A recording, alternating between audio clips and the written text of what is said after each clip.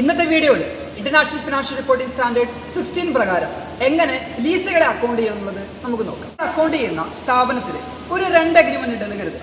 ഇപ്പോൾ നോർമലി നമ്മൾ എങ്ങനെ അക്കൗണ്ട് ചെയ്യാം, അതിനെ 2 എക്സ്പെൻസ് ആയിട്ട് കറണ്ട് ഇയർ P&L അക്കൗണ്ടിലേക്ക് 2 എക്സ്പെൻസ് ആയിട്ട് റെക്കഗ്നൈസ് ചെയ്യും. ഈ പറയുന്ന 2 അഗ്രിമെന്റിന്റെ വാലിഡിറ്റി മോർ ദാൻ 1 ഇയറിലേക്ക് വരികയാണെന്നുണ്ടെങ്കിൽ ആ ഒരു സിറ്റുവേഷനിൽ IFRS 16 ആപ്ലിക്കബിൾ ആവും. IFRS 16 ആപ്ലിക്കബിൾ ആവുന്നത് കൊണ്ട് തന്നെ നമുക്ക് കറണ്ട് ഇയറിൽ 2 എക്സ്പെൻസ് ആയിട്ട് ട്രീറ്റ് ചെയ്യാൻ വേണ്ടി പറ്റില്ല.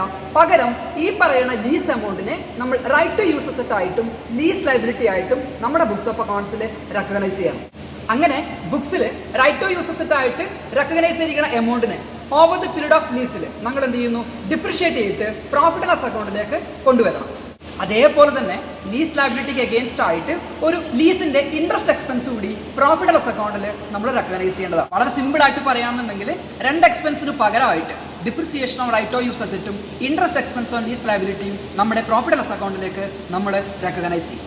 ഇത്തരത്തിലുള്ള കണ്ടന്റ് നിങ്ങളിലേക്ക് എത്താൻ വേണ്ടിയിട്ട് ഫോളോ ചെയ്യാം.